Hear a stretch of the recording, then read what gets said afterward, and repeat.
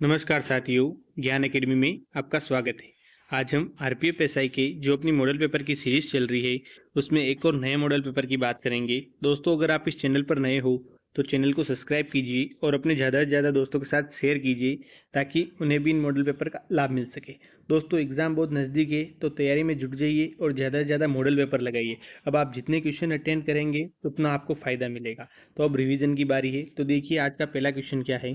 पहले क्वेश्चन की बात करते हैं। जवाहरलाल नेहरू द्वारा गठित भाषाई आयोग निम्न में से कौन शामिल नहीं था। तो दोस्तों, जवाहरलाल नेहरू द्वारा गठित भाषाई आयोग में निम्न में से कौन शामिल नहीं था। तो option A Potti Sri Ramulu, option B है K M Panikkar, option C है हृदयनाथ कुंजरू, ऑप्शन डी है फजल अली। तो दोस्तों, कौन शामिल नहीं था, इसका करेक्ट आंसर क्या हो जाएगा। Option number A Potti Sri Ramulu. Correct answer क्या हो जाएगा। ऑप्शन ए पोटी श्री रामुलु शामिल नहीं थे। ठीक है दोस्तों, राज्य पुनर्गठन का आयोग कब किया गया था। तो ये डेट ध्यान रखिएगा, 22 दिसंबर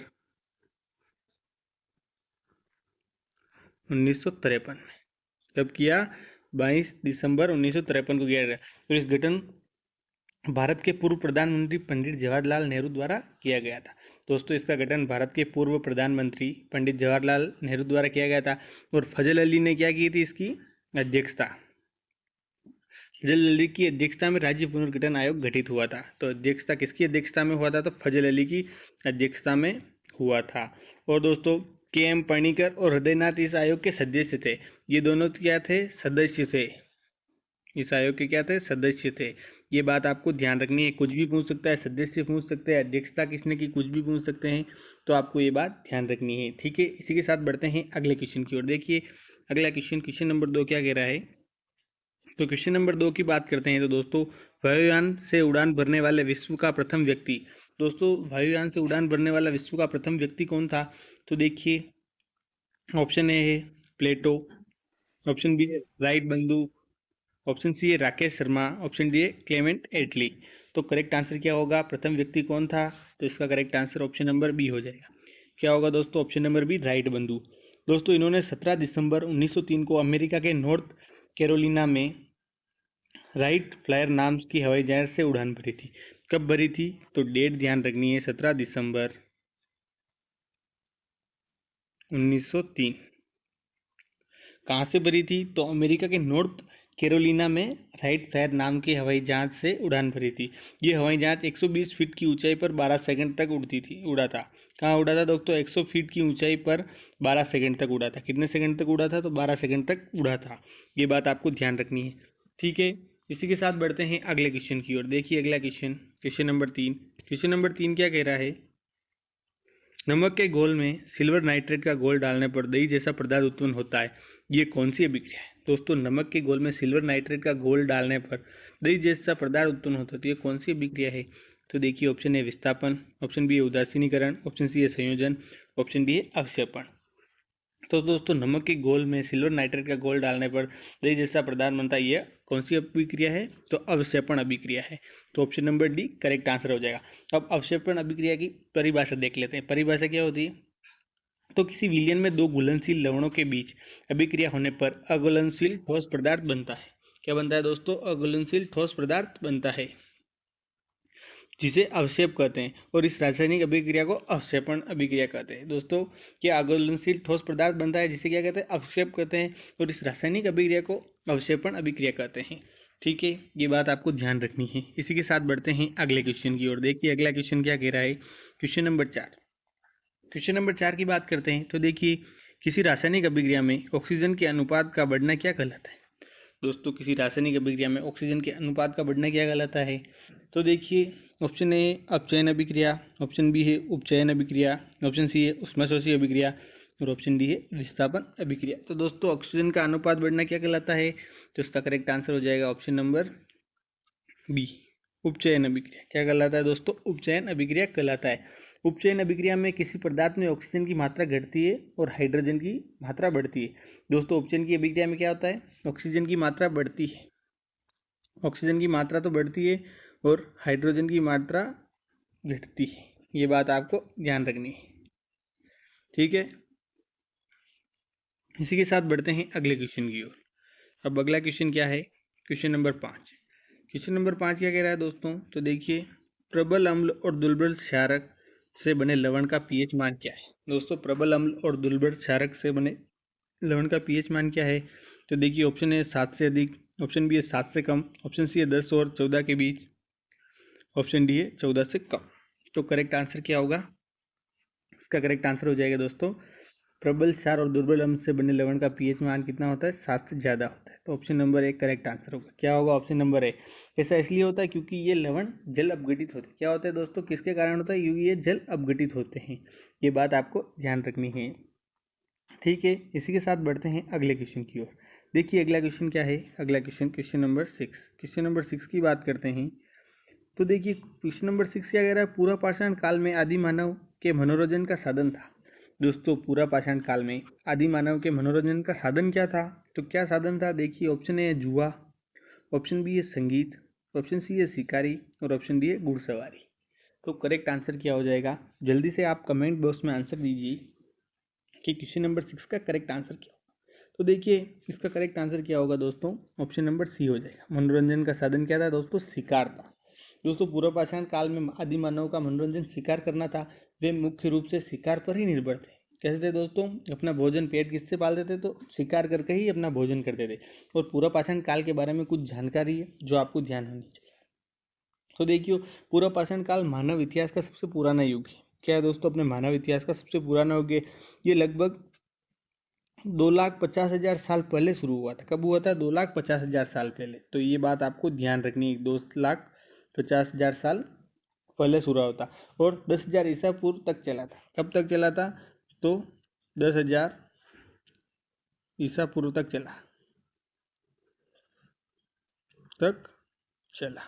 ये बात आपको ध्यान होनी है। और इस काल में लोग जंगलों और नदियों के किनारे रहते थे। कहाँ रहते थे दोस्तों? जंगलों और नदियों के किनारे रहते थे। और वे वनस्पति संचय, शिकार, मछली पकड़ने और फल फूल खाकर अपना जीवन यापन करते थे। वही शिकार कर कर अपना भोजन करते थे। ठीक है, इसी के साथ बढ़ते हैं अगले क्वेश्चन की ओर। देखते हैं अगला क्वेश्चन क्या है। अगला क्वेश्चन क्या है? भारतीय सभ्यता से जुड़ा कौन सा नाम है? दोस्तों, भारतीय सभ्यता से जुड़ा कौन सा नाम है? तो देखिए, ऑप्शन है डी गोस्वामी, ऑप्शन बी है sir Mortimer Wheeler, option C है sir Vincent Smith, option D है सर एलेक्जेंडर कनिंघम। तो करेक्ट आंसर क्या होगा दोस्तों? तो इसका करेक्ट आंसर हो जाएगा अपना ऑप्शन नंबर डी।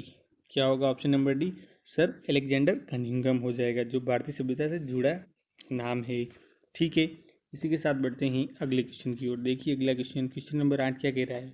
तो क्वेश्चन नंबर 8 की बात करते हैं। क्वेश्चन नंबर 8 क्या कह रहा है? हड़प्पाकालीन सभ्यता का विशाल कोठार कहाँ मिला? दोस्तों, हड़प्पाकालीन सभ्यता का विशाल कोठार कहाँ मिला? कोठार मतलब अन्न भंडार करने का, कहाँ मिला अन्न भंडार? तो देखिए, ऑप्शन है कालीबंगा में, ऑप्शन बी है मोहनजोदड़ो, ऑप्शन सी है रोपड़, ऑप्शन डी हड़प्पा। तो करेक्ट आंसर क्या होगा दोस्तों? जल्दी से आप कमेंट बॉक्स में इसका आंसर दे दीजिए कि क्वेश्चन नंबर 8 का करेक्ट आंसर क्या होगा। तो दोस्तों, हड़प्पा सभ्यता का विशाल कोठार यानी अन्न भंडार कहाँ मिला था? तो मोहनजोदड़ो में मिला था। Mohenjodaro, option number B correct answer हो जाएगा। कहाँ मिला था? मोहनजोदड़ो मिला था।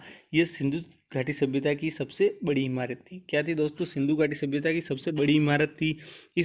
इसे बाढ़ से बचाने के लिए ऊंचे मंच पर बनाया गया था। कहाँ बनाया था? ऊंचे मंच पर बनाया गया था। ये ईंटों से बनी संरचना थी और इसके लगभग 7 मीटर चौड़ा एक केंद्रीय मार्ग। क्या था दोस्तों? 7 मीटर चौड़ा एक केंद्रीय मार्ग था। ठीक है, इसी के साथ बढ़ते हैं अगले क्वेश्चन की ओर। देखिए अगला क्वेश्चन क्या है अपना, क्वेश्चन नंबर 9 की बात करते हैं। तो देखिए क्वेश्चन नंबर 9 क्या कह रहा है कि सिंधु घाटी सभ्यता के अवशेष चिन्ह बतलाते हैं कि लोग का मुख्य धंधा क्या है? दोस्तों, सिंधु घाटी सभ्यता के अवशेष चिन्ह बतलाते हैं कि लोग का मुख्य धंधा क्या था पहले। तो देखिए, ऑप्शन है व्यापार, ऑप्शन बी है पशुपालन, ऑप्शन सी शिकार और ऑप्शन डी है कृषि। दोस्तों हाँ, सिंधु घाटी सभ्यता के अवशेषों का पता चलता है कि ये लोग मुख्य व्यवसाय क्या था इनका। तो देखिए यहाँ ऑप्शन 2 दे रखे हैं, तो इनमें करेक्ट ऑप्शन कौन सा करना है? तो दोस्तों, अगर पशुपालन और कृषि दोनों आ जाए एक साथ तो आपको कृषि करना है, ऑप्शन नंबर डी। और अगर कृषि नहीं है और पशुपालन आ जाए और दूसरे ऑप्शन हो तो आपको पशुपालन से ही करना है। तो क्योंकि कृषि का महत्व ज़्यादा है, तो बाकी ये अवशेष कृषि और पशुपालन दोनों के मिलते हैं। और दोस्तों, सिंधु घाटी सभ्यता के लोग गेहूँ, जौ, तिल, दाल, चावल, खरबूजे वगैरह उगाते थे। क्या क्या उगाते थे? तो गेहूँ, जौ, तिल, दाल, चावल, खरबूजे ये उगाते थे। और ये लोग भैंस, बैल, पशु जैसी पशु भी पालते थे। भैंस, बैल, भेड़ जैसे पशु पालते थे। ठीक है। और दोस्तों मोहनजोदड़ो से मिले अवशेषों से पता चलता है कि यहाँ के लोग मुर्गी और बत्तख का पालन भी करते थे। किसका पालन करते थे? तो मुर्गी और बत्तख का पालन भी करते थे। ठीक है, इसी के साथ बढ़ते हैं अगले क्वेश्चन की ओर। देखिए अगला क्वेश्चन क्या है। Question number 10। क्वेश्चन नंबर 10 क्या कह रहा है? विश्व तंबाकू निषेध दिवस किस दिन मनाया जाता है? तो दोस्तों विश्व तंबाकू निषेध दिवस किस दिन मनाया जाता है? जो जल्दी से कमेंट बॉक्स में आंसर दीजिए। ये आंसर आपको आना चाहिए क्वेश्चन नंबर 10 की करेक्ट आंसर क्या होगा। तो देखिए ऑप्शन ए 20 फरवरी, ऑप्शन बी है 30 जून, ऑप्शन सी है 31 अगस्त, 31 मई और ऑप्शन डी है 22 अप्रैल। तो करेक्ट आंसर क्या होगा दोस्तों? विश्व तंबाकू दिवस कब मनाया जाता है? तो दोस्तों इसका करेक्ट आंसर हो जाएगा ऑप्शन नंबर सी। क्या क्या हो जाएगा? 31 मई को मनाया जाता है। कब मनाया जाता है? 31 मई को। और अब कब मनाया जाएगा? तो अब आने वाले 31 मई 2025 को मनाया जाएगा। ठीक है, ये बात आपको ध्यान रखनी है अच्छे से। ठीक है, इसी के साथ बढ़ते हैं अगले क्वेश्चन की ओर। देखिए अगला क्वेश्चन, क्वेश्चन नंबर 11 की बात करते हैं। तो देखिए क्वेश्चन नंबर 11 क्या कह रहा है? उत्तरी गोलार्ध में व्यापारिक पवनें किस दिशा में बहती है? दोस्तों उत्तरी गोलार्ध में व्यापारिक पवनें किस दिशा की ओर बहती है? तो ऑप्शन है उत्तर, ऑप्शन बी है दक्षिण पूर्व, ऑप्शन सी है उत्तर पूर्व और ऑप्शन डी है उत्तर पश्चिम। तो दोस्तों किस दिशा में मतलब पवनें बहती है, व्यापारिक पवनें? तो करेक्ट आंसर क्या होगा? उत्तर पूर्व से दक्षिण पश्चिम की ओर बहती है। क्या बहती है? उत्तर पूर्व से दक्षिण पश्चिम। तो उत्तर पूर्व करेक्ट आंसर हो जाएगा अपना option number C correct answer हो जाएगा दोस्तों। ठीक है, वही दक्षिणी गोलार्ध में इनकी दिशा दक्षिण पूर्व से उत्तर पश्चिम बहती है। दोस्तों दक्षिणी गोलार्ध में कैसे बहती है? तो दक्षिणी गोलार्ध में दक्षिण पूर्व से उत्तर पश्चिम की ओर बहती है और उत्तरी गोलार्ध में उत्तर पूर्व से, और दक्षिणी गोलार्ध में दक्षिण पूर्व से उत्तर पश्चिम, और ये दक्षिण पश्चिम में उत्तर पूर्व से दक्षिण पश्चिम की ओर बहती है। ठीक है, ये बात आपको ध्यान रखनी चाहिए, उत्तरी गोलार्ध की भी और दक्षिणी गोलार्ध की भी। कोई भी क्वेश्चन पूछे अपना गलत नहीं होना चाहिए। मेरा यही टारगेट है कि आपका कोई क्वेश्चन गलत नहीं हो। ठीक है दोस्तों, व्यापारिक पवनों को पूर्वी पवनें भी कहा जाता है। क्या कहते हैं दोस्तों व्यापारिक पवनों को? तो व्यापारिक पवनों को क्या कहते हैं?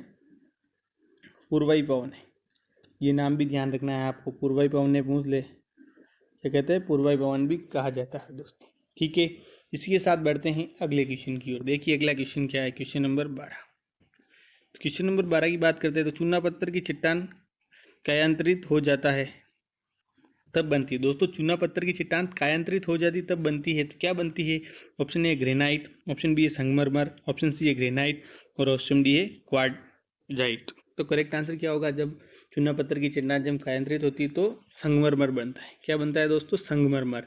तो करेक्ट आंसर क्या होगा? Option number B correct answer हो जाएगा। क्या होगा? Option number B. दोस्तों चूना पत्थर कैल्शियम कार्बोनेट से बना होता है। ये एक तलचट्टी चट्टान है। किससे बना होता है? कैल्शियम कार्बोनेट से सी ए CO3 से बना होता है। ठीक है दोस्तों, इसी के साथ संगमरमर ज़्यादा कैल्साइट से मिलकर बनता है। किससे मिलता है? ज़्यादातर कैल्साइट से मिलकर बनता है। संगमरमर का फारसी भाषा से लिया गया था। संगमरमर का नाम कहाँ से लिया गया था? तो फारसी भाषा से लिया गया था, जिसका मतलब है मुलायम पत्थर। क्या मतलब है दोस्तों? मुलायम पत्थर। और संगमरमर का इस्तेमाल शिल्पकला के लिए किया जाता है। किसके लिए किया जाता है? तो शिल्पकला के लिए किया जाता है। ठीक है, इसी के साथ बढ़ते हैं अगले क्वेश्चन की ओर। अगला क्वेश्चन क्या है? Question number 13। क्वेश्चन नंबर 13 की बात करते हैं तो विश्व रेडियो दिवस कब मनाया जाता है? दोस्तों विश्व रेडियो दिवस कब मनाया जाता है? तो देखिए ऑप्शन ए है 10 फरवरी, ऑप्शन बी है 3 फरवरी, ऑप्शन सी है 23 फरवरी और ऑप्शन डी है 13 फरवरी। तो दोस्तों करेक्ट आंसर क्या होगा? इसका करेक्ट आंसर हो जाएगा विश्व रेडियो दिवस ऑप्शन नंबर डी 13 फरवरी को मनाया जाता है।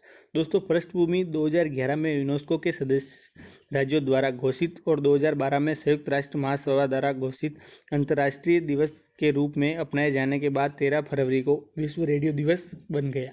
कब बन गया? तो 13 फरवरी को विश्व रेडियो दिवस बन गया। तो प्रतिवर्ष 13 फरवरी को विश्व रेडियो दिवस मनाया जाता है। ठीक है, इसी के साथ बढ़ते हैं अगले क्वेश्चन की ओर। तो देखिए अगला क्वेश्चन, क्वेश्चन नंबर 14 क्या कह रहा है? क्वेश्चन नंबर 14 की बात करते हैं तो देखिए 2500 रुपये पर 15% वार्षिक दर से 219 दिनों का साधारण ब्याज कितना होगा? दोस्तों अपने को यहाँ पर सिंपल इंटरेस्ट बताना है कि साधारण ब्याज कितना होगा। तो देखिए साधारण ब्याज कितना होगा, तो अपने को क्या करना है? सबसे पहले इस क्वेश्चन को सोल्व करने के पहले अपने को दिन क्या वर्ष में नहीं दिए, तो इनको टाइम को देखिए। पहले देखिए मूलधन कितना दिया है? 2500 रुपये, और वार्षिक दर आर कितनी दी है 15%, और अपने को टाइम क्या दिया है 219 दिन। तो 219 दिन को वर्ष में चेंज करना पड़ेगा, तो 219 और वर्ष में कितने दिन होते हैं 365, तो ये वर्ष हो गए।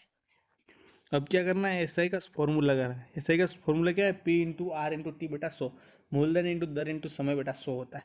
तो देखिए मूलधन कितना है 2500 इंटू दर कितनी 1500 इंटू 219 बटा 365 इंटू 100, कैसे भी करो, ये 2 जीरो से 2 जीरो गए। अब दोस्तों 2 जीरो से 2 जीरो गए और अपन इसको काटा बेटी करेंगे। तो देखिए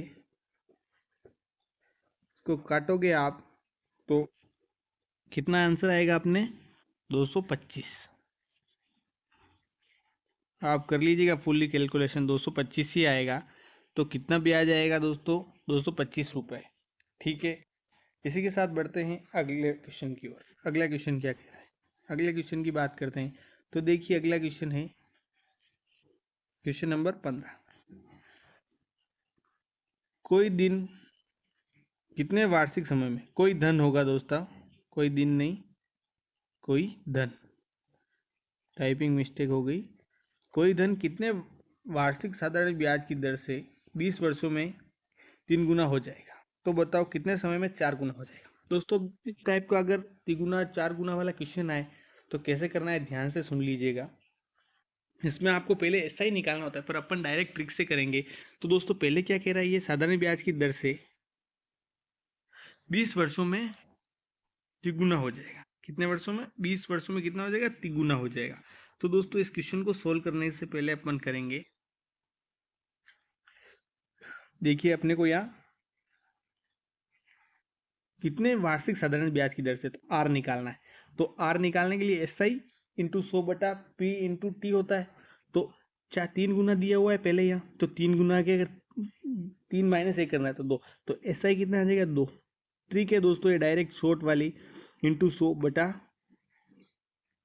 मूलधन कितना एक ही लेंगे, एक रहेगा, एक इंटू क्या करेंगे वर्ष कितने दिए 20। तो दोस्तों ये अब ये 1 जीरो से 1 जीरो गया, ये 1 जीरो से 1 जीरो, तो दर कितनी आ जाएगी 10%। 10% आ गई। अब क्या पूछ रहा है, तो बताओ कितने समय में 4 गुना हो जाएगी। अब टाइम पूछ रहा है दोस्तों, तो टाइम पूछ रहा है तो अब ऐसा ही क्या होगा, ये 4 गुना दे रखा है। तो सिंपल इंटरेस्ट क्या होता है, आप ध्यान रखिएगा, ऐसा ही निकालने के लिए जो गुना दे रखा है, जैसे 4 दे रखा है तो 4 माइनस 1 कितना होगा 3 होगा। आपको अगर पूरा वीडियो देखना है, इससे ही सिंपल इंटरेस्ट सीखना हो, चक्रवर्ती ब्याज या सिंपल, तो आप कमेंट में बताइएगा, आपको पूरा लेक्चर बता देंगे शॉर्ट ट्रिक से कैसे क्वेश्चन करते हैं। बहुत आसान चैप्टर है और क्वेश्चन आते ही आता है, तो और सिंपल क्वेश्चन आता है, ट्रिक के माध्यम से करेंगे अपन सारे। तो देखिए अपन ऐसा ही कितना हो गया 3 इंटू 100 होता है, क्योंकि ये मतलब यहाँ ऐसा ही होता है तो 100 इधर ट्रांसफर हो जाएगा। और अब नीचे कितना मूलधन, तो मूलधन कितना है, मूलधन तो एक ही है, और समय कितना हो जाएगा, ये सॉरी दर कितनी हो जाएगी, समय ज्ञात करना, दर कितनी 10 आ गई, तो ये 10%। अब 1 जीरो से 1 जीरो गया और 3 इंटू 10 करेंगे तो कितना आएगा 30, तो 30 वर्ष हो जाएगा। तो कितने समय में 4 गुना होगा, तो 30 वर्षों में होगा। तो option number C correct answer हो जाएगा। ठीक है, इसी के साथ बढ़ते हैं अगले क्वेश्चन की ओर। देखिए अगला क्वेश्चन क्या है, क्वेश्चन नंबर 16। 10,000 पर 20% चक्रवृद्धि ब्याज की दर से 1/2 वर्ष का मिश्र धन होगा। तो दोस्तों इसका क्वेश्चन करना है, बहुत आसान क्वेश्चन है। देखिए इस क्वेश्चन को करने से पहले क्या करना है, 1/2 वर्ष का चक्रवर्ती ब्याज ज्ञात करना है। तो दोस्तों देखिए पहले तो मूलधन कितना दिया है 10 वर्ष मूलधन है, ठीक है, और इसमें दर कितनी दी है 20%, और टाइम कितना दिया है, तो टाइम दिया है 1/2 वर्ष। दोस्तों अगर ऐसे मतलब भिन्न में आ जाए, तो भिन्न में टाइम आ जाए तो क्या करना है आपको दोस्तों, दर से इंटू कर देना है भिन्न को। तो दर कितनी आ जाएगी दोस्तों, दर आ जाएगी यहाँ 10%। कितनी होगी दर 10%, और वर्ष कितना बचेगा, 1 वर्ष ही बचेगा।